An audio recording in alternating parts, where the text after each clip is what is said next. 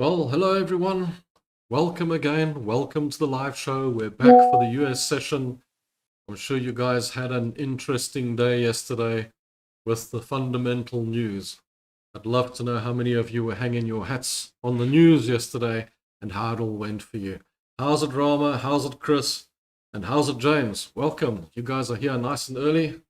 It's good to get started, good to get on the go. So I've opened up here on the US 500 chart. You can see it's broken through the resistance and it's trying to head up onto the moon. Hasn't gone that far though, and I'd be a little bit sort of wary of how far it'll go. But we'll see. We'll see how she does. So, how's it, Carl? Welcome, man. Good to see you again. The regulars are here. What I would like to say is, yes, the news items, like yesterday's news, can be a bit of a problem when you're trading on the shorter time frames, but even on the longer time frames, because most of my trades, I mean, I had to pretty much move the stop losses into cost and or take profit levels, and most of them got taken out with these spikes. And look at this euro US dollar yesterday, shot straight up. I mean, if I'd left my normal stop loss in yesterday on this, it would have taken me out at around the 1170. And actually, I was very fortunate to be able to have put it into break even and not lose anything on that as well, not to mention a couple of others. So FTSE, we actually made a profit on the FTSE when we moved the stop loss down because it had moved quite nicely, but it shot straight back up as well. So those news items can be quite a bugbear. So there's only one or two things you can do. You can either move your stop losses into break even, or you can take the stop loss out completely and move it away. But I have seen situations on those news events where it just carries on in one direction. So that can be a bit of a problem, and you can't call these things. I don't know how many of you guys got caught out by these situations yesterday. I don't know. But like I say, you have to be very careful of them. How's it, Elaine? Welcome, welcome. Good to see you again. Fantastic. Yeah, so the FTSE is looking short again. Lost the DAX. Yeah, I think they all basically bounced and went in that sort of direction. You know, everyone was expecting the news to give the 50 basis points, a fancy way of saying 0.5%. But yeah, that's kind of where it went. And, you know, the economists got their wish, let's say, got what they wanted yesterday. At the end of the day, it all settles down, the dust settles down. And normally around that Fed meeting, everything comes together and everything settles down immediately. In fact, today, I'm actually just waiting for the dust to settle down as well. On the funded account, I got no trades open now. Basically closed everything there. I mean, we only had the FTSE and the Euro US dollar open on this account, which didn't really matter. And I let it close so that the account didn't get affected by anything, and we can take new trades on it. But I'm kind of just waiting for the dust to settle and see where it settles. Look at the Euro US dollar now. It's actually made this huge red candle down before the American markets come about. Yeah, long on the look, all the longs are probably going quite well today. In fact, well, not all of them, but yeah, the US ones anyway. Nasdaq, yeah, fantastic. Unfortunately, Nvidia is not doing so well, but yeah, we'll see. How's it, Kevin? Welcome from Scotland. Yes. That's where I was born, my home country. So good. Good. How is it there these days, by the way? Yeah. But anyway, yeah, the US 500, like I say, broken through, going long. So yeah, it's a long trade at the moment and it's doing fine. Just watch out for that little candle at the top there. If it settles in that area, a little bit of a problem, but we'll see what happens in a few minutes. See which way it goes. NASDAQ. Yeah, I didn't look at it. US 100 index is What's this red candle? Maybe it's not open on this chart yet. Sorry. Okay, we'll have a look just now. We'll see how it goes. See how that is. Right. Let me just have a look on this. US 100. Yeah, there we go. Oh, yeah, that's going well. That's going nicely. There you go. That's heading on up quite nicely there. So I believe that's a resistance at 19925. Okay, yeah, that's a nice trade. Just keep your eyes open because the dust is going to settle and then it's probably going to relax a little bit and we'll see what happens with that. See how it goes. The France 40 has also been on quite a run. Why did I draw that line in there? Let me just go back to the day chart and go and have a look. Oh yes, the France 40, you see? Look at this France 40. I drew these trend lines in. It's on a bit of a downtrend. Keep an eye on that as well. This might actually come out as a short pretty soon. So France 40, that looks like something, but it's on a day chart. Take it back to the 4-hour chart. It's not quite as clear, but it is there. So that's why I had that there, just to keep an eye on that particular situation. The FTSE, the opposite direction. There's a bit of a trend going up here on the 4-hour, but there's a red candle coming out there, so that could also could give us a short. So just like I said, just waiting for the dust to settle and we'll see what happens. We'll see how that goes, you know. Because, yeah, as you know, the market will always fool you into a false sense of security, and that's what it likes to do. Trade I've been waiting for is gold. And I don't know if Francois was here, but he was going short on gold, and it looks to have gone quite well for him up till now.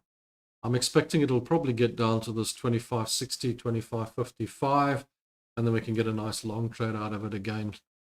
It's actually very, very strong, the gold. So I don't normally trade many commodities, but when they're like that, that looks pretty good. Euro, US dollar. I wanted to get in short again, but I missed this. I don't know where I was. I was having lunch or what, but this happened.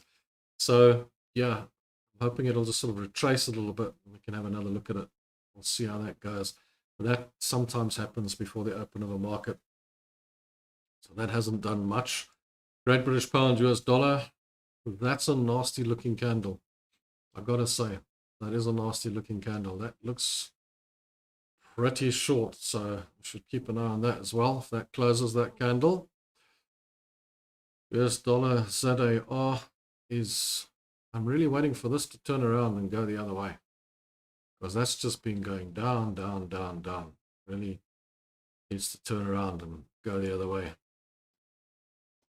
Okay, then let's just have a look here. It's actually maybe a good time to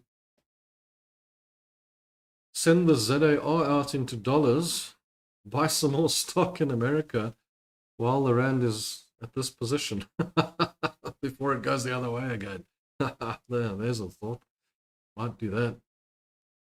The US dollar CAD, yeah, I expected that. Bit of a short trade down to the support. So that's looking quite interesting.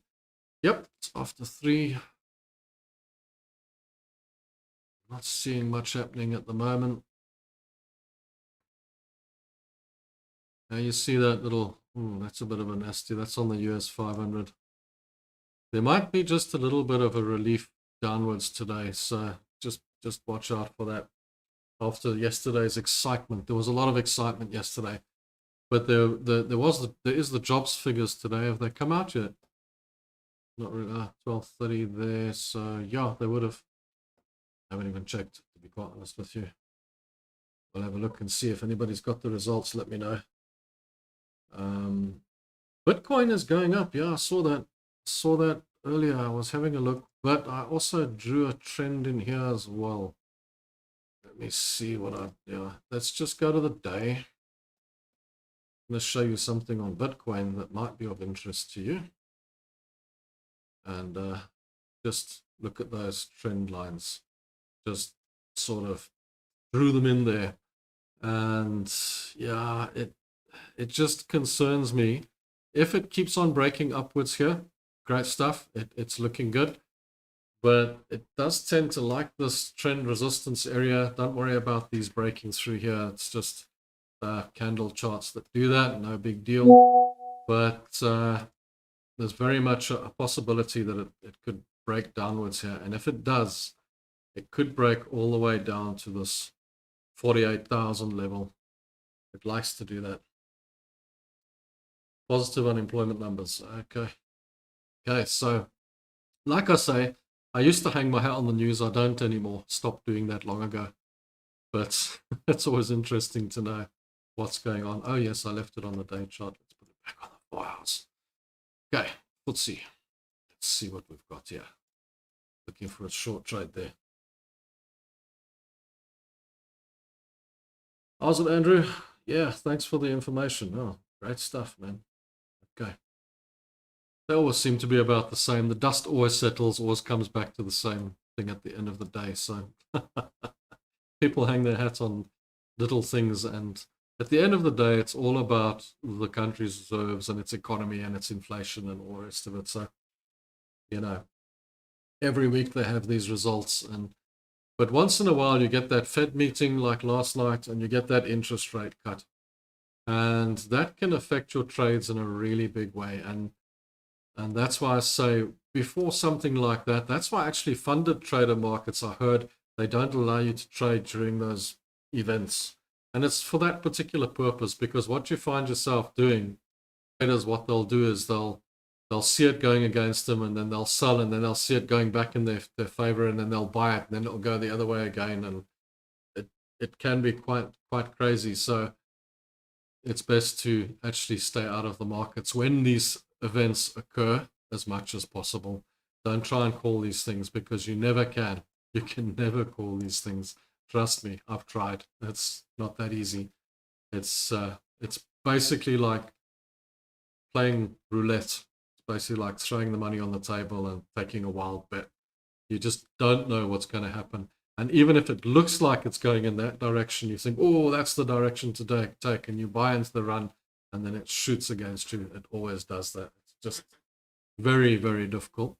So, yeah, like I say, most of my trades got taken out yesterday, but they were all, that was because I moved the stop losses into break even, and I moved them into profit, and it became so close to my price that when it started to move, it just took them all out. But no big deal, because I didn't lose anything, so that's fine. And like I say, if you haven't lost anything in the market, then don't worry about it.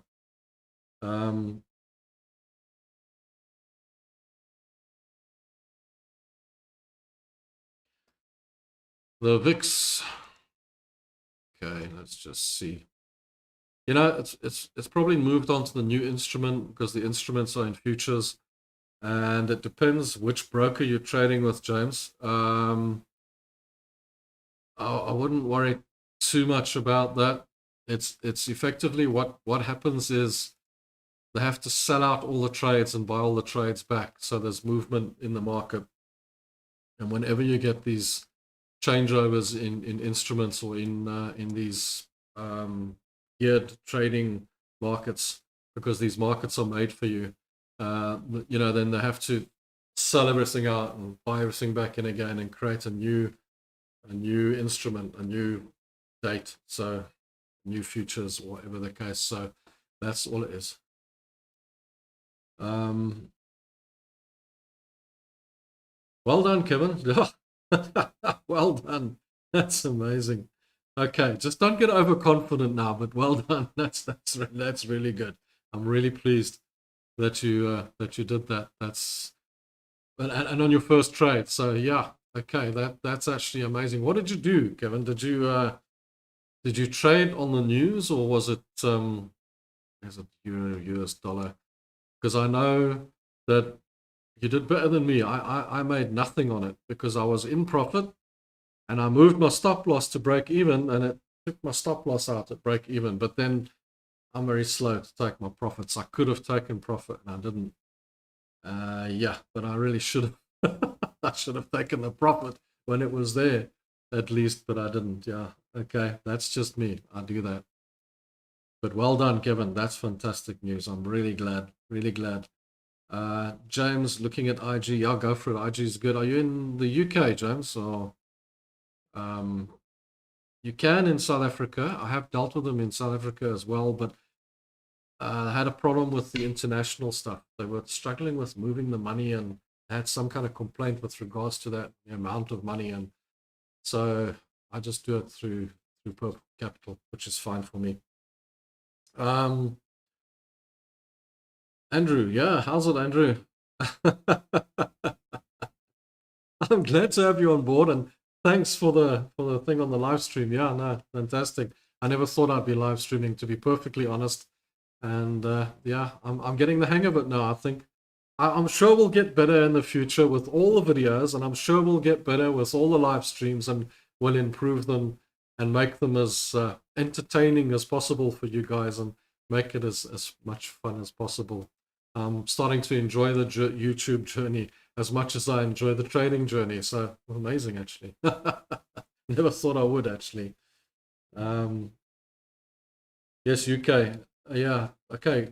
James, IG's good. I like them. Great company. Reliable, trustworthy. That's a big word. And yeah, and they've been around for a very long time. They offer quite a lot, and you get all your platforms and I mean, no, great. They even got like in-house training. They've got, I mean, why am I talking them up? I don't even deal with them, but yeah, go for it. They're fantastic, no problem. You know, when somebody's good, they're good. That's it. End of story. You know, there's nothing to it. Okay, Drama says their spreads are criminal. Okay, that's an interesting one. I wouldn't know that because I don't trade with them right now, so I didn't realize that. But just remember this, Rama, you can actually negotiate that. So, for example, you know, the brokers I trade with, I negotiate that. I don't just sign up with them. I actually say to them, look, this is me. This is how much I'm going to be trading. I'm going to be trade. I would like to trade with your company. What can you offer me in the way of swaps, spreads, things like that? And then you can negotiate a really good deal. You don't have to pay the fees that some people have to pay. So they are open to negotiations, most of these guys. So if you don't negotiate, you might just get criminal swaps and spreads and etc. Yeah. TD365. Yeah. Okay. I know of them. Tight spreads. Yeah. Tight spreads. But then I don't know what you get in the way of other things. But yeah. Yeah. I've heard about that. I don't know if they offer the same background stuff, you know. But yeah, there. I mean, you just want to buy and sell, and if you're getting a good deal, why not? But like I say, any broker that you choose will negotiate with you if you've got enough dosh. Let's say if you're going to be trading with enough money, and you've got maybe a big enough trading account, or you've got a bit of experience trading, they'll negotiate with you to get the account. Trust me, because they want those trades. Thing is with these guys is they also prefer high volume traders, because as much as you might be putting a large amount of money with them, and then they find out you only make one trade a day or one trade a week, whatever the case, they're not happy with that either. You know, they do like it if you're a high volume trader as well. So if you're that kind of person, you can negotiate that with them as well. But yeah, these guys are generally negotiable. But like you say, if someone's offering you a deal right from the start, then yeah, have a look at that. That's always a possibility.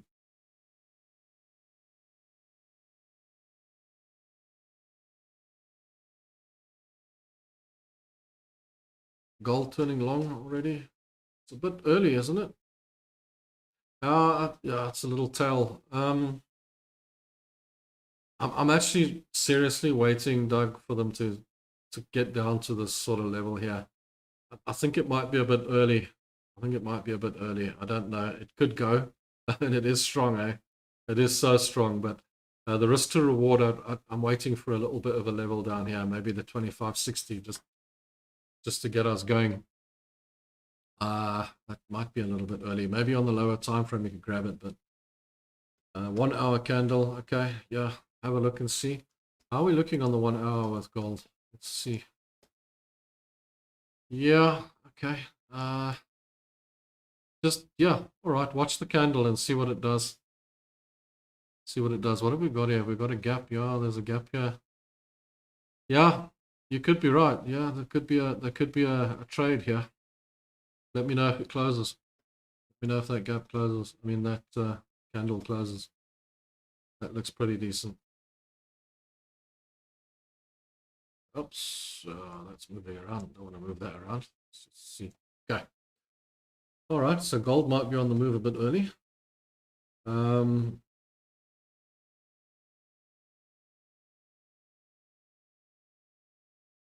Yeah, well, scalping, you do need tight spreads, totally.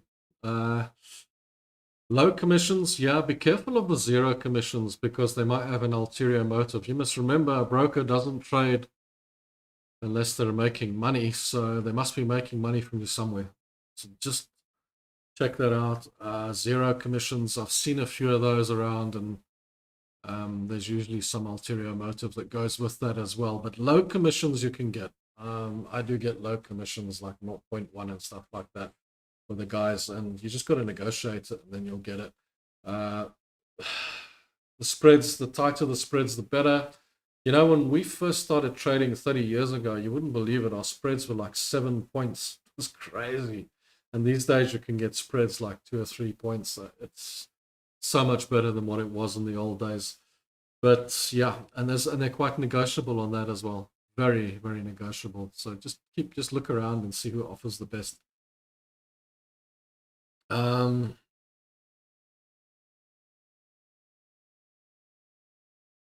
Okay. How's it, Daryl? Yeah, it's a pleasure. The 50-50 rule, very important, very important. Great British Pound, Japanese Yen, long. Do I have it on here? Boom, boom, boom, boom, boom. Boom, boom, boom, boom, boom. Let's see if it's on this one. Great British Pound, Japanese Yen. Probably not something I trade very often. Let's see what we got. Long, and that's a good trade. Yeah, there you go. It actually looks quite nice. Yeah, well, yeah, Daryl, don't sell it. That looks great. If you're long and you're doing well, just move your stop loss up to a relative level. Depending on how far away your stop loss was when you started the trade, just keep it that far behind the trade and just keep following it up. Because if I look at this just at a glance, just glancing at this chart, it'll probably go up to quite high and we'll go up to this level up here. So you might have quite a good trade there. That's pretty good. It's not one that I normally trade. It's not one of my normal favorites. I've got it on here, but it's not something that I normally tackle. It's a nice trade though. That looks good. Like I said before, the main reason I don't do a lot of Japanese yen and Australian dollar, and that is because it's out of my time frame, and if it goes crazy, for example, like yesterday's news event or whatever, then I'm normally sleeping when that happens, and that's never good. The good old days. No, I'm not giving away my age, Chris. Oh, no, that's fine. Yeah. Yeah, the good old days before computers. Before computers. I'm sure you guys can see my age, so it's fine. Yeah, long. No, Kevin, what long means is you bought it, and short means you sold it. That's what he means. He's in the trade long. In other words, he's in for a buy. That's all. It's not doesn't mean he's in for a long time. Long term means you're investing. Okay, so no, it just means you bought long, you bought the trade. You know, and long equals buy, short equals sell. Thanks, Rama. There you go. It means bought, not sold. Yeah, that's it. Perfect. Yeah, there you go. Good explanation. That's all it means, Kevin. That's fine. It's just terminology. Get used to it as we go. You know, I actually always hate it when people speak in abbreviations. I've got a very close friend, an old friend from school that's actually a pilot, and he often speaks in abbreviations. And I feel like he's speaking a different language to me. Like, what are you saying, dude? Just say the words, please. Say the words, don't abbreviate it. Yeah. But you get to know the terminologies in your career and your setup, and you tend to use those terminologies. That's how we go. Position sizing. Okay, so James, let me help you with that while we're here right now. And position sizing is really important. Let's use the funded trader markets chart just to work it out for you so that you can understand position sizing. So I'm going to use this as an example. I'm not actually going to buy anything here right now because I don't really want to buy this right now, but we'll use this just to show you position sizing. Along all the way from support to resistance. Peter, fantastic. How's it been? Well, nice. I'm glad you got the good trade.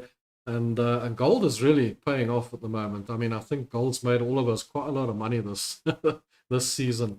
But just to get back to James's question on position sizing. So what you got to do, first thing you do, is determine how much you want to risk in, let's use dollars, okay? I know you might be using pounds or whatever the case. I'm just going to use it in dollar format because this is set to dollars, right? So let's say you've decided you're going to lose 1% of your account. So this account would be $25,000 account. 1% of that is $250, right?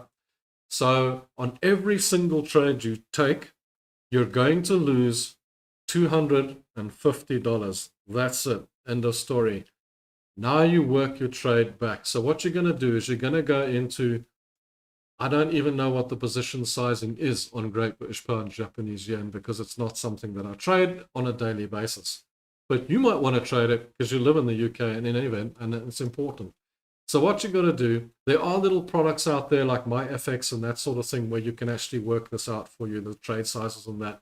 But the instruments that you're trading, you kind of get to know the size of the instruments. But generally, 0.1 is like $10 and 1 point is $100 per point, and so on and so on and so on. But just to make it easy for us, what you got to do is work out, okay, so my stop loss, if I buy this, my stop loss would be, say, 187.95, below that low there. And I'm just going to use this as an example. So let's use 188, round figure, just to make it easy. 188. We're not going to take the trade. I'm just going to show you something here. So what you do is you take the stop loss, say 188. We want to lose $250. 0.1 should be $10 per point. So now we know how many points we got there. So we can go 0.15 and you're at $220 stop loss value. If you take your stop loss at 188, okay, you can work this out another way with like the little trading tools that are available on Google, MyFX and that sort of thing, how many contracts you need to take on each individual instrument. But I'm just giving you this as an example, just so that you can see how to work this out. So now your trade size on this instrument, because your stop loss would be $220, I mean, you're messing around trying to get to 250, but as long as it's 250 and less, you're looking at $220. That's your stop loss on that. If you put your stop loss in that area and you're happy that's where your stop loss is going to be, then you can take a trade size of 0.15, James. Okay, so that's your trade size. End of story. Where your take profit is, I mean, doesn't really matter, but I would put it up here at 193.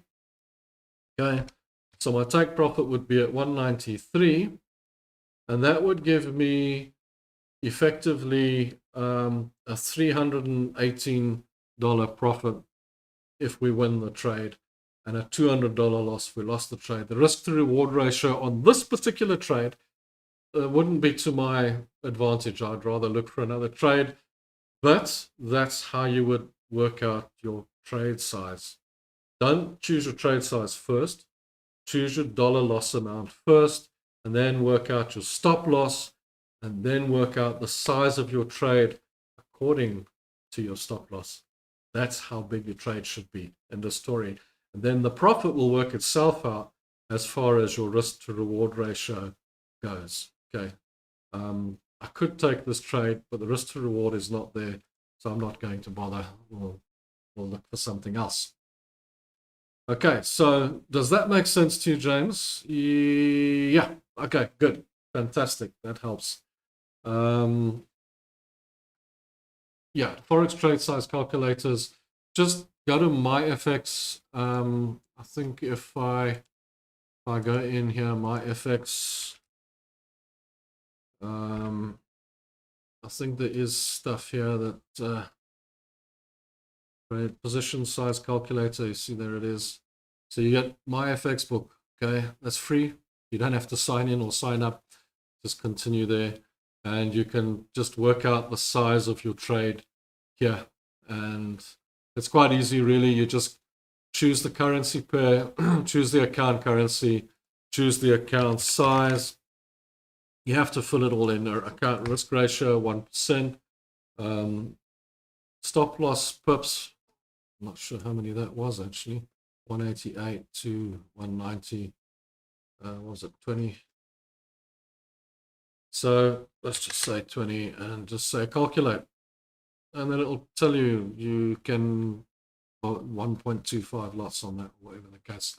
You can just work it out with a position size calculator and it'll tell you exactly how much you need to do at any one particular time. If you've got a program like this that works it out for you, that's great. If you're trading on MT5, like I am on the main account, it doesn't do that for you. So you do have to know your position sizes, work them out before you get in there. But once you know your products, you'll know what position sizes are. But all I'm saying to you is understand how much you want to lose, understand where your stop loss is going to be, how many points away, and then work out what size trade you're going to take from there, or how big your position size is going to be. Okay. Yeah, the Forex size. Doug made profit on gold futures overnight. Yeah. Yeah. How many of you got involved in that news event yesterday, actually, or worried about it as after we've spoken about not getting involved in it? I'm sure everybody thought about it. I actually totally forgot about it until later in the day, and then I started putting my stop losses in place because I realized it was happening, and I knew that that can actually cost you a lot of money.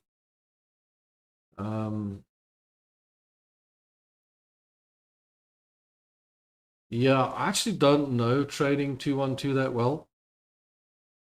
I haven't tried their platforms or tried trading with them, so yeah, it's probably because they do things differently. And I know that IG's got the facility there to work out your risk and that sort of thing. So maybe, yeah, go for it, move it over, probably better. Just if you look, MT5 doesn't calculate your risk for you as well. They're very good. It's got a massive platform and all the rest of it. I'd open it up here if my account wasn't on it. But yeah, they've got a few other platforms that are available to you there as well, which are quite good. Just check them out. See if they can do the trick for you. One or two of them look like this, which is quite cool. Yeah, news event. Yeah, these news events. You know how many of those I've been through where you get taken out? That's why I just know before these things, people go crazy. They actually go nuts, and you get these huge candles. That's why I'm sitting out on the market today, waiting for things to settle down. Because these candles, you know, like on this Euro US dollar, I'm using this as an example because that's a popular trade of mine. I do like the Euro US dollar. And these candles are huge. This is massive. These are big candles. These are not small candles, really. And for you to work your stop loss on this is quite immense because look at that move from there to there. That's massive. That's a massive move. You know, between 110.67 to 111.79. That's a massive move. Now, I like volatility in the market because it helps you to trade, but moves like that can be quite detrimental to your trades. So it can make it a little bit tricky. But what I saw on the Euro US dollar is the possibility of a short here. Like I say, I think I went to lunch and came back and found this long red candle. So I didn't get in. I missed the trade. I wanted to get back in up here when the red candle showed, and I missed out completely. And that's trading. That's how it goes. If you don't sit and watch the charts all day, that's how it goes. You know, you pick your trades, and that's that. this FTSE looks like a reasonable possible short, but it is also in an upward trend. So we just have to see how that closes and how that goes. Let's have a look on the 1 hour, see where that's going as well. Yeah, it looks like it's getting a long candle on the 1 hour, so the FTSE's not giving me anything just yet. Let's just see. Now that's what I do as well, guys, is I trade on the 4 hours, but we can go to the lower time frames and just check what's happening there and what's going on. But if you go to the 5 minutes, just remember you're really narrowing your trade down. That's just called the sniper entry. Just go and check what's happening there. It'll just tell you whether you're heading in the right direction or not. Because I might look at that and say, well, that red candle, I'm getting bored with it. Let me take the trade. But then if I go to the 1 hour chart or the 30-minute chart, it gives me a different picture. Like, okay, it's not ready for the trade. That red candle would actually tell me I'm ready for the trade, but that green candle now tells me to wait again. So I'll just hang on a bit and just see how we go. But I am looking forward to maybe another short trade in that product and gold. Gold, the long trade, obviously. Okay.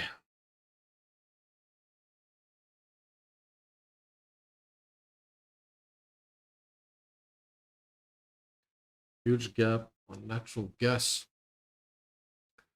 Yeah, let's see.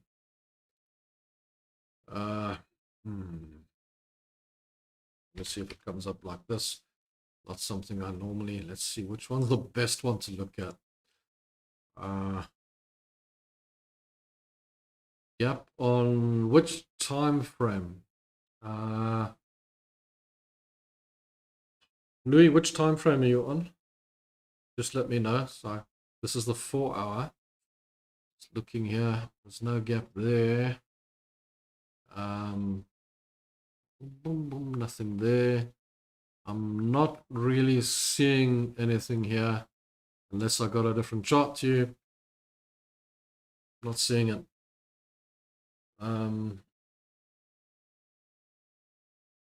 Peter, when will you move your stop loss to break even in a trade? When there's a damn news event like yesterday's coming up, I'll move my stop loss to break even. Okay, just kidding, guys. Just kidding. Just joking. But yeah, no, totally. No, for sure. When there's a news event like that coming up, I'm moving my stop loss to break even. But no, what I normally do, okay. Sorry, I'm making myself laugh now. If I see that my stop loss is, say, 50 points behind my purchase price. So let's say I purchased the US 500 and it's 5,700 and I've got my stop loss at 56.50, say, right? And US 500 moves up to 57.50, then I'll move my stop loss up to my cost at 57 because it keeps it 50 points behind my purchase. So I keep there's no point in me being 100 points away on my stop loss if my initial stop loss was 50 points away. So that controls my risk. I move it up because the prices move 50 points ahead. So I might as well move my stop loss 50 points up as well. And then if it moves another 50 points up, then I'll move my stop loss another 50 points up, 50 points into profit, and then just keep on following the trade that way and stay in the profit. That's when I'll move up into break even. And then there's a point where I'll add to the trade as well. And that is normally where I can see a new trade developing. 4 hour, okay. You've seen a gap. I'm not seeing the gap. Not seeing the gap. What I am seeing though, just, okay, how would you trade it? Here's natural gas, right? And what I am seeing here is the structure has been moving up nicely. There's your structure. You can literally see the structure. You see how the structure's moved up all the way up here. What it's done now is it's come down, up, down. It's broken the structure. There's your structure. It's broken that structure and it's bearish. And it's probably going to go short. Probably going to go down. Just for interest's sake, Louis. I'm not seeing the gap here. I'm just looking for the gap. Maybe I'm old. Yeah, there's a fair value there, but that's way back. That's no use now. There's nothing really here. All I'm seeing is it's broken structure on the 4-hour, and it looks like it wants to go down. Let's have a look at it on the day chart, just out of interest. See what it looks like here. On the day chart, let's just go back to basics and draw the support and resistance in. And see what we've got. There's a support, nothing there. Okay, let's just draw that support in over there. You've got support on natural gas. Let's draw some resistance in. There's some resistance there. Okay, let's go and see what that looks like. Candle chart. Let's go and see what that looks like on the 4-hour chart. The 4-hour chart is where we're trading at the moment. And once again, it's hit resistance. A couple of red candles going down. It's retested resistance. It's going short. Natural gas is going short. It's going down to 1950. Okay. Right.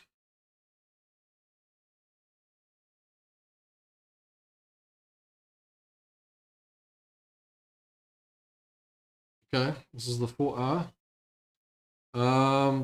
Yeah. There is possibly a demand zone here. You're right. Yeah, there it is. Yeah. There is a demand zone there. You see what happens when you put too many things on the chart. You see what happens there. Now you're like, ooh, shouldn't I take this trade? Should I take a long trade out of the demand zone? You're starting to confuse the issue a little bit. But yeah, that is a demand zone, you're right. But it's in it right now. So now what you can do now, it's that candle's got to close in any event. So let's see what it does. Does it go below it and go down, or does it start going up and pull away from the demand zone? Check it out. It looks to me like it's breaking structure here, but that is only a what do you call it, price, a high and a low. So let's see what happens. But yeah, you're right. That you picked that up nicely. There's a demand zone there. That's quite cool. Yeah, totally. See, you guys are getting better than me at this. Fantastic. Nice little demand zone in there. Demand zones you can trade out of and shoot straight up, and that's also, there might be some money lying there. How much? Quite a bit, because these are quite strong candles that went up. So there's a strong possibility that there is some demand lying right there in that spot. And then maybe it'll hold the structure and keep going up. Yeah, it's possible. Watch out for that. Let's see what it does. Let's see if it continues on up. Okay, what else have we got? Looks like the euro US dollar wants to try and go back up again. This really needs to settle down now so that we can get some trades in. The FTSE looks like it wants to go down. Let's just check. Wouldn't mind getting a trade on the FTSE now. The FTSE looks nice for a short. Actually,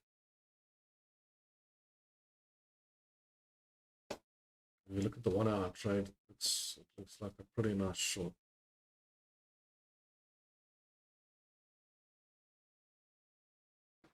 Looks like the FTSE is going to go down again. Okay, that's great. Marvelous stuff. Good. Trading is all about the mind. It's all about the psychology. It's all about what's in your head and what you see and what you don't see. At the end of the day, this is irrelevant. This is very much a picture that you trade on. And if you pick your stop loss and you pick your take profit, that's all that really matters. Let me see. Perhaps we should zap a nice short in here. What time is it? 20 to 4. Let's just see. The FTSE's really falling now.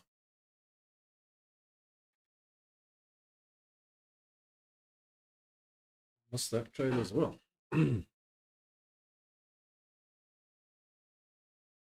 Let it settle. We'll take a trade. Okay.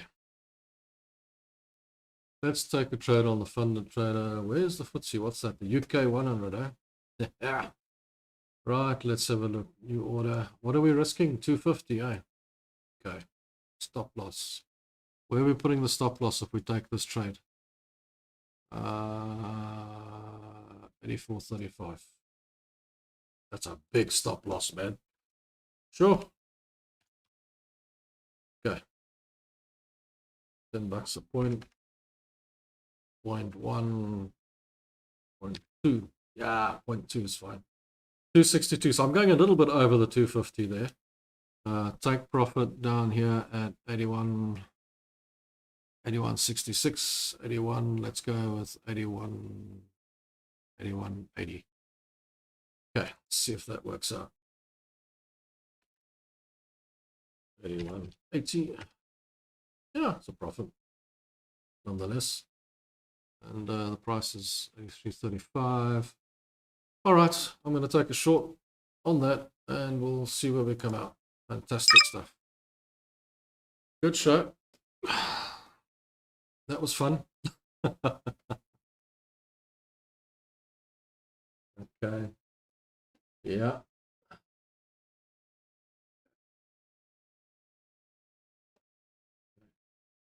There we go. Okay. Fantastic stuff. All right. Good. So FTSE short. Marvelous. Let's see how that goes. If it goes. If it does anything. And like I said, trading is a 50-50 game. And the market will always fool you into a false sense of security. So just when you think you've made it, just when you think you've got it right, it'll nail you. So the 50-50 principle keeps you in the game because we all know that a trade is 50-50. We all know that it'll either go up or it'll go down. Do these close down at night? Does what closes down?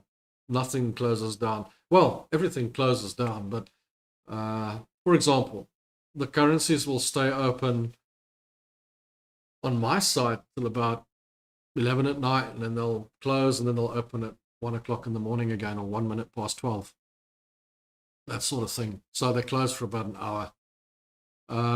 Some of the indexes close at the end of day, and some of them, depending on what market is made, will stay open for the worldwide market. So for example, the US 500 will stay open here and the S&P will close on this particular platform. But on another platform, on my MT5, for example, the S&P stays open until late at night and then closes for an hour and opens again. So, and then runs through the Asian markets and so on. It trades on the worldwide markets. It's always available for trading. It's just that it's much more vigorous in its own time frame when it's open there. But then, for example, the all share in South Africa closes. It just shuts down at 5 and opens the next day again. But it depends what you're trading, what shuts down and what stays open. Most of the currencies stay open most of the time.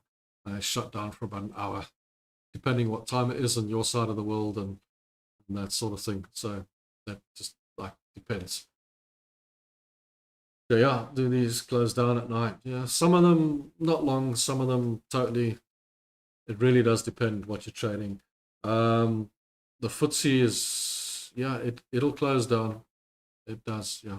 But it depends which market you're trading on, and it will trade on all the markets through the night, and it only closes for about an hour or two. Those you can keep on trading, actually. Are we getting into the euro US dollar again? Because we got out of that yesterday, and that, ooh, look at that. Aha. It's also on its way. Okay, I'm a little bit, let's just see what happens here. And let it settle down a bit before we get into another trade there. And obviously, we don't want to open 1,000 trades on the funded trader markets account because they're going to close it down, aren't they, if I start losing too much money there. But yeah, it's only a $260 risk, so that's fine. No big deal. And there's no more news events, I don't think, today. So, yeah, you see, there's the thing, Kevin. Best to get your trades throughout the day. Depends what day. See, for you and me, we're in a similar time frame. We're about an hour apart, at the worst case, 2 hours, depending on the time of the year.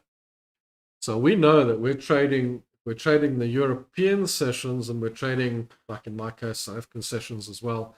I know that those sessions are in my time frame within an hour, which either way.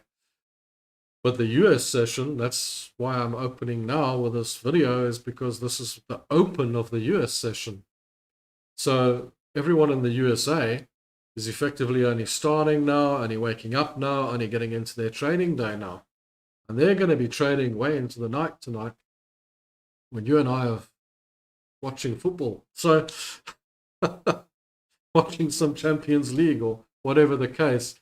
So it's difficult which market you're trading in. You've got to watch which market you're trading in, which is why I try not to trade, for example, in our time frame, trade too much into the Japanese yen and the Australian dollar and that sort of thing, because they're vigorous at 2 or 3 o'clock in the morning for me.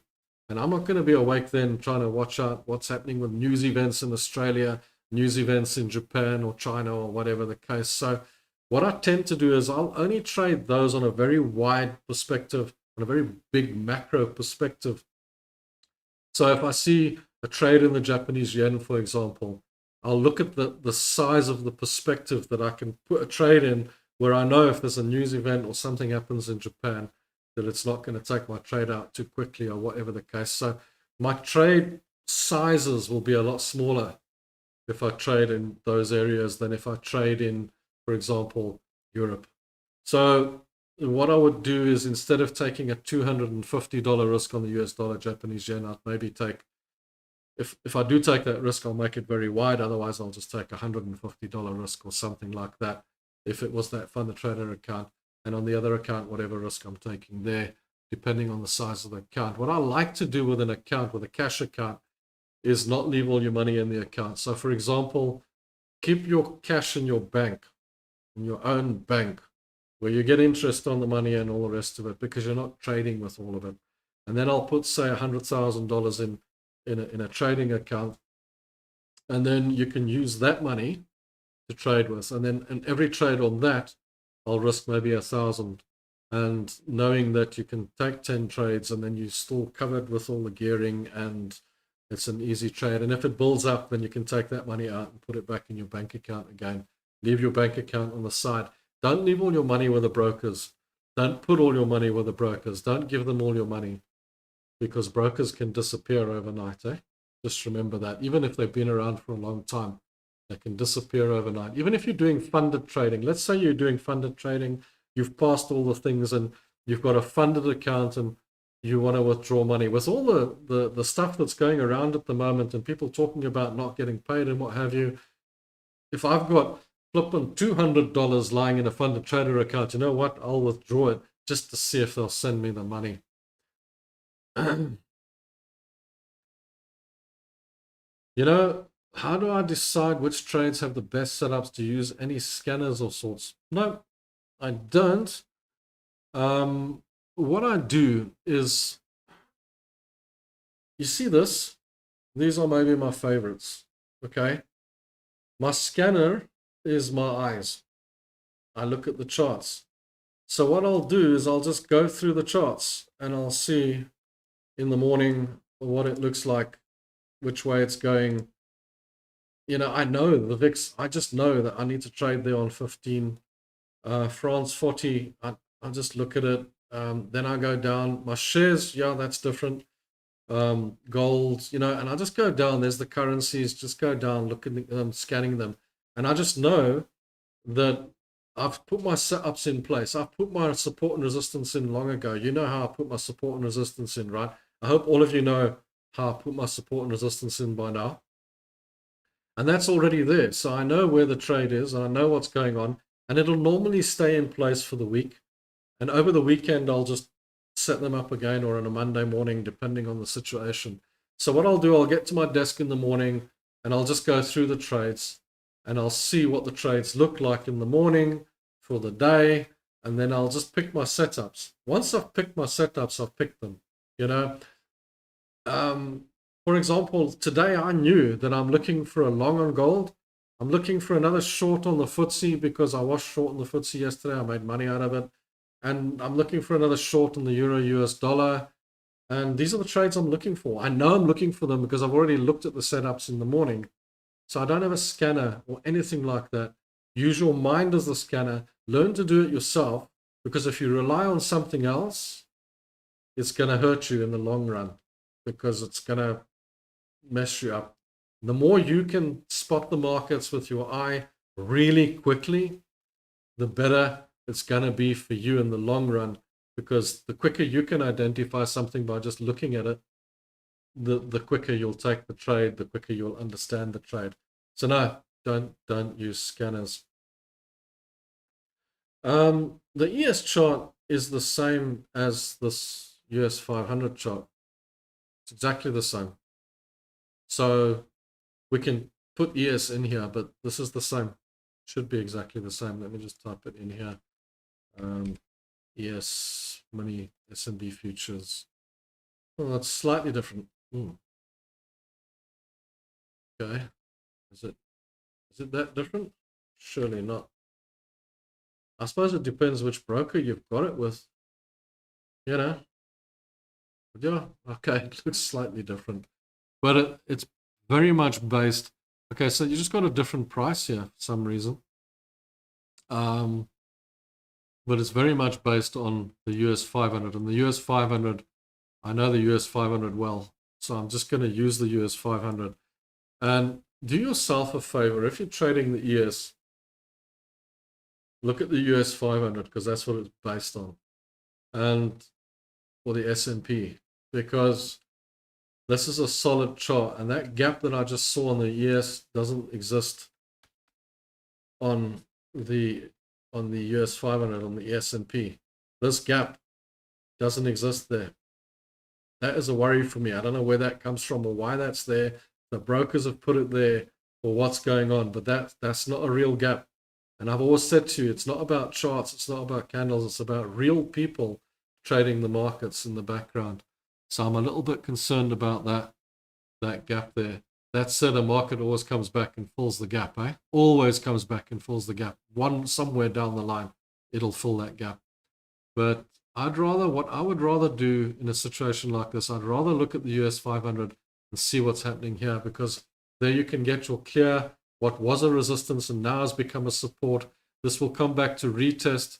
It'll probably retest somewhere around this area here. There's actually a bit of a fair value gap here as well in this area, and it'll probably go up. So if you look at the ES,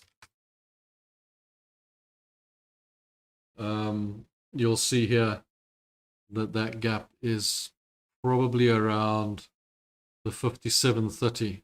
So you could probably take a long from around the 57.30 level on the ES if it comes down to there. Otherwise, wait for it to get down to the 57, which is a round number down at the bottom here.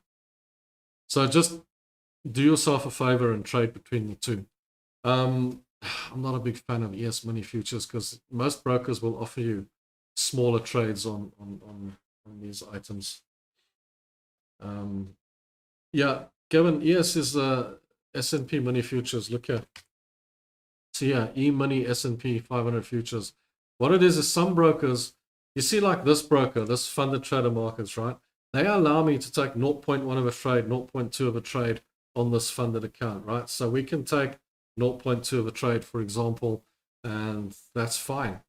But if you go to some brokers, they only offer like AvaTrade. I know, for example, if you put a contract in there, then every point is not even $100. I think it's like $1,000. It's like macro contracts. They're big. And when you go from one broker to another, you can get quite confused by what you actually, what kind of size trade you're taking. And some of them only offer like huge contracts, and then they offer you ES mini contracts if you want to trade smaller amounts. I think even IG offers mini contracts as well, but they offer you, for example, they'll offer you the main contract and a mini contract, but it'll be under the same it'll say S&P mini or S&P. It won't say ES or something like that. So that's all it is. It's a mini contract. So you take much smaller amounts, much smaller contracts with it. That's why I say it's a bit odd that it doesn't match the US 500 chart. It should actually match it because it's just a mini contract. It's just a smaller contract at the end of the day. That should just look the same. Yeah, the footsie trade. It's very seldom that I'll take a trade and it does well immediately. Let me be honest with you. In all my 30 years, 8 times out of 10 when I take a trade, it'll go against me first before it goes for me. So that's very unusual. Yeah, totally. But yeah, it's nice when it does that. Eh? It's lekker. Yeah, I get that. Yeah. No, you see, I just don't know why that gap is. No, what I'm comparing the gap to, I see a gap doesn't worry me because the gap is something that a price will come back to. But I just don't like the idea that the chart doesn't look the same as the actual chart. It should look the same. Yeah, one ESP mini is $50, so it's just a lot smaller than the normal contract. That's all it is. That's all it is. Lots of people actually do trade the ES. Many people actually trade the ES. But like I say, if you wanna do research, just use the S&P or the US 500 to do your research, and it's the same thing. But if you want to do research on the ES, you can. Same thing. Let me just see here. I just really don't understand why that gap is there. It's must have been something that happened on this particular product. It's not something I trade. I don't trade these many, because you see there's the resistance is there. It's all there, and it's almost like they didn't record this move. You see there's the gap, there's the move, and on the US 500, there's the move. There's the move through. So that's this pin that you're missing. So they're not showing you this candle. Actually, they're missing that out.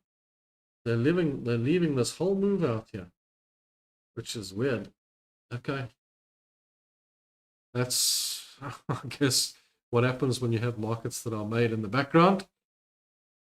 Okay, the US 500 or the S&P is the real thing. That's what's actually happening in the real world. So that's what I'm interested in. What is the US 500? It's all a bunch of equities that are put together in an index that it's a bunch of companies that make it up. And those companies are doing well, it goes north. If those companies are doing bad, it goes south. And you just get the opportunity to trade on that product. So yeah, this mustn't go back now. It must carry on going down. I was enjoying the fact that it was going in my favor for a change.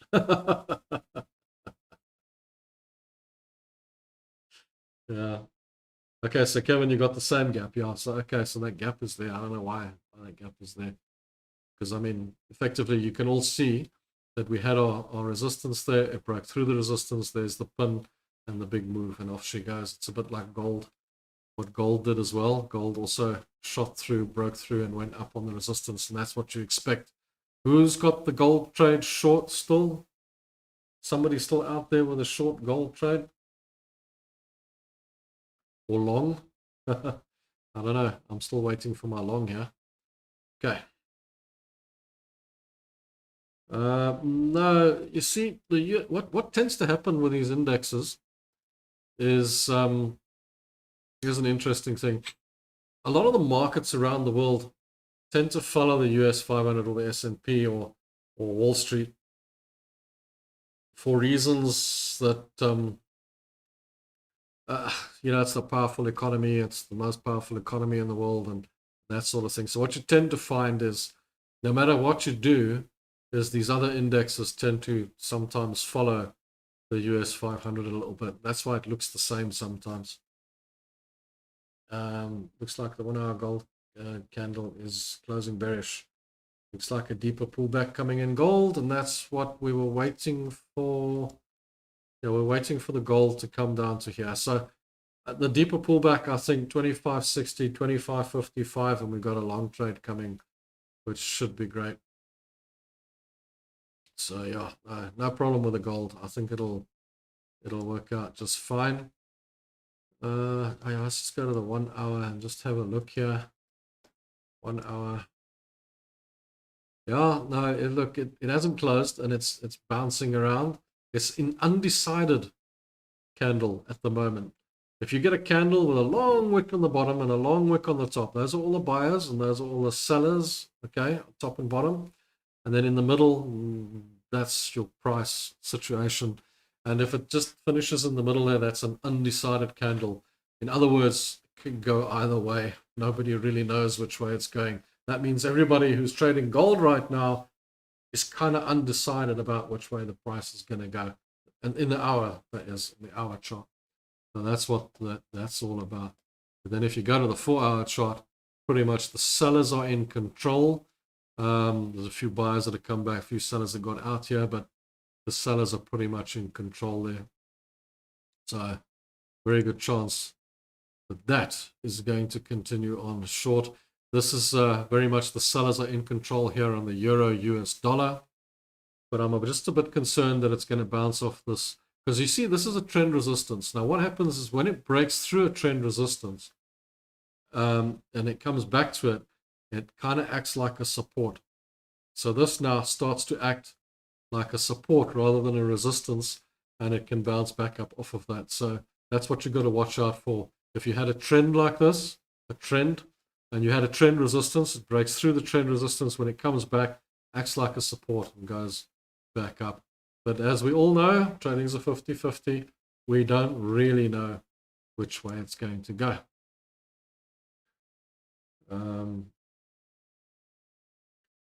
Is that the Russell, Doug? You want to look at the Russell? Yeah, hardly ever tried the Russell. It used to be such a popular product in the old days. The Russell 2000, eh? Let's have a look at the Russell. Oh, man. Simple.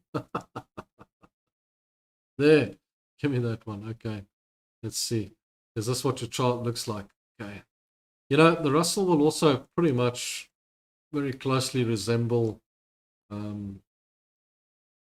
Is this the correct? It doesn't look right to me, actually. Just have another look. But sometimes you never know. E-money Russell figures, US Russell 2000. Capital.com. That's better. That looks more like it. Sometimes I pick these things out and I look at them and I think that doesn't look right at all. That looks more like the Russell. Okay. Okay. It'll be very similar to the Wall Street one, most likely. Right, let's just have a quick look here. I haven't looked at the Russell for a while. Okay. Let's just see what we've got. When I haven't looked at something for a while, I normally just go back to basics and I take my support levels and I just have a look at what we've got. It just helps me to understand where the product is right now. And there's a resistance. Ooh, okay. That's an interesting setup on the day chart. Okay, so here's the thing to look at on the Russell. Now you sit with a dilemma. And here's the big dilemma with the Russell. The US 500 wants to go long. Everyone's bullish. Everyone's happy because you've got a 50 basis point rate cut. Everyone's jumping around for joy. Everyone thinks the world is going in their favor and everything's great. But the Russell has hit resistance and it has been long, but it's been in this range. How long has it been in the range? It's been in the range for quite a while. And the Russell seems to want to stay in this range. It doesn't seem to want to escape it. So you've got a dilemma. Do you go with the world is happy and jumping for joy, or do you follow the chart? And I would follow the chart, and I would say that the Russell at this point looks like it wants to go short. There is a demand level down here, now that we're talking about it as well. So, okay, so you're looking at a possible scenario such as that one. Okay. So if you want to take another long, wait for it to get down to 2,210, take another long trade, or you can take it short from here and see where it goes. So yeah, that's how your Russell stands at the moment. But with the dilemma as it stands at the moment, betting against it is not the best. But yeah, yep. I don't know what you want to do. If you want to take a short, the risk to the reward is not very good on this demand, but it is very good on the main picture, on the big picture. So if it breaks through this demand level, then you might have a really good risk to reward. But if it doesn't break through, you're sitting with a 1-to-1 effectively, maybe a little bit better than that. So on the short and on the long side, are you bouncing up against this main resistance? I'd probably pick the short. I think the market is due for a correction. Pick the short. That's how trading's done. Just pick a direction. I'll pick the short. That's it. That's my pick for the day. I'd pick the short on that. On the Russell. Okay, FTSE, do something good for me, man. Okay. Luigi, how's it, man? Yeah. I pick all of them. I use all of them. All of them. But like I said earlier, I don't know if you were here earlier, but for example, the Asian stocks, the Japanese yen, Australian dollar, things like that, I tend to put on the sort of side because I don't live in or I don't work in those time frames because I live in a time frame which suits Europe or Africa and Asia. When those things happen, I'm normally asleep at 2 o'clock in the morning or whatever the case. I'm quite happy to trade with US products because they kind of trade into the night or into my evening here, and I'm normally awake and I can see what's going on. And if anything happens, I can keep one eye on it. Whereas, not that I sit and watch charts all day, but I can at least keep an eye on it or have an alert or whatever the case. But an alert for me on the Japanese yen or the Australian dollar, for example, would go off at 2 o'clock in the morning, which is useless to me because I'll normally be asleep then. So what I try to do is I try to not, as far as possible, trade those products or those pairs unless they look like an amazing trade, they look like a great pair to trade, and the trade just says, you have to trade me, otherwise you're going to lose money.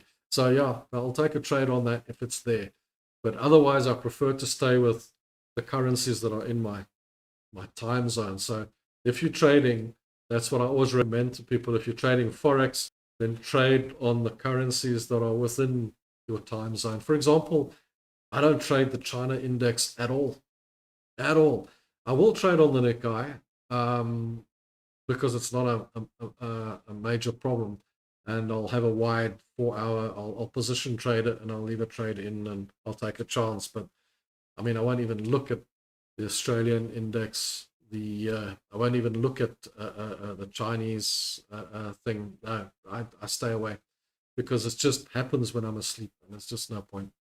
I hope we're going to be okay. Just let's see. Let's just see if it comes back. Yeah. Let's just see what happens here.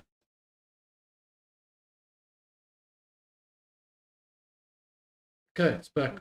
All right, let's just see. All right, guys, we had a bit of a frozen screen there. Yeah. Yeah, that came on my side. Oh, yeah. It might be my side.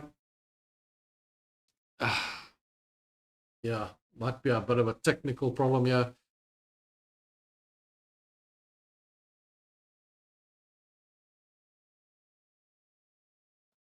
Okay. Might be a bit of a technical problem. uh,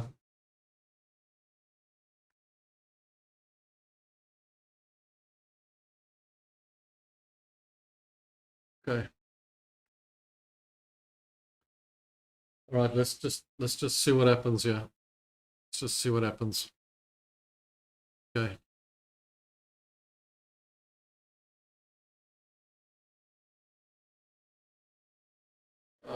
No, that's just man, we're having streaming problems. Can you believe it? I can't believe we're having streaming problems now. That's all we need. I'm not sure if it's YouTube or if it's me or what's going on. Guys, I'm gonna call it a day. Yes, Kevin, you can leave the trays open through the night or for days. That's fine. It's position trading or swing trading. That's great.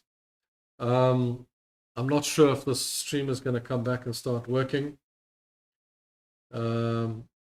Thanks, Doug. Thanks for being here.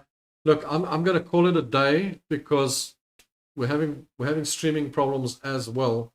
Not sure if it's the wind today, Cape Town. We are drowning in the wind, so it might be affecting the internet again. It does that sometimes. I hope you've had a great live show with me today. Don't forget to come and watch tomorrow's video, which is coming out. And on the weekend, I'll do a review of all the trades for the week and what happened this week and the whole news event and the whole 9 yards and where we're going next week and that sort of thing. And the usual stuff. I'll come back on Tuesday for the Euro session. We'll do the Euro session as well. We'll have a bit of fun with that too. So, guys, thanks for being here. Sorry I've got to drop off, but I'm just seeing that the whole YouTube thing seems to be freezing a bit. I don't know what's going on. I think it might just be my connection that's giving a bit of trouble. Guys, thanks for being here. I've really enjoyed myself. It's been fun. And we'll do it again on Tuesday morning. But in the meantime, there's Friday's video, there's Saturday's video, there's Monday's video, which you can watch. I keep putting them out for you guys. And obviously, you guys that are the members here, you obviously get every single day in the morning, you get the trade of the day video and the information about the markets and what have you. So, Elaine, thanks. Yeah, thanks for being here. And thanks, Rama. Thanks a lot. Thanks, guys. Glad you guys were here. And cheers. I will see you soon. Have a wonderful trading day today, tomorrow, and enjoy the weekend. Back next week.